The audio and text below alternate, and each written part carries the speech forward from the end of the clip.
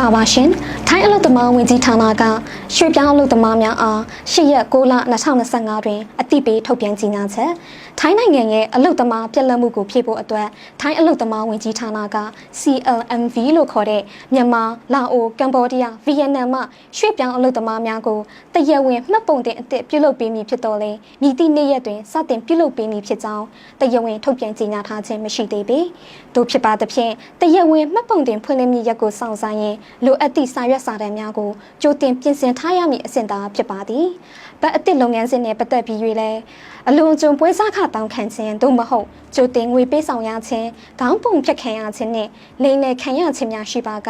အလုပ်သမားဝင်ကြီးဌာန၏ hotline number 3936 1506တို့ဖုန်းခေါ်ဆို၍တိုင်ကြားနိုင်ကြောင်းထုတ်ပြန်ကြေညာထားပါတယ်။ကျမတို့ရဲ့ MIC ရွှေ့ပြောင်းအလုပ်သမားတည်င်းအချက်လက်စင်တာမှာလည်းတိကျယုံကြည်ရတဲ့တည်င်းထုတ်ပြန်ချက်တွေကိုစောင့်ကြည့်နိုင်ပါတယ်။ဝင်ကြီးဌာနမှမှတ်ပုံတင်အသစ်ထုတ်ပြန်ကြေညာပါကလည်း MIC ကနေပြီးတော့အချိန်နဲ့တပြေးညီတင်ပေးသွားပါမယ်။ဟုတ်ကဲ့အားလုံးပဲဘေးဥပတ်အနေရဲ့အတွေ့အကြုံမှာကင်ဝေးပြီးကျမရွှင်လန်းကြပါစေလို့ဆုမွန်ကောင်းတောင်းပေးလိုက်ပါတယ်။ကျမကတော့ဆွေရည်တက်ပါ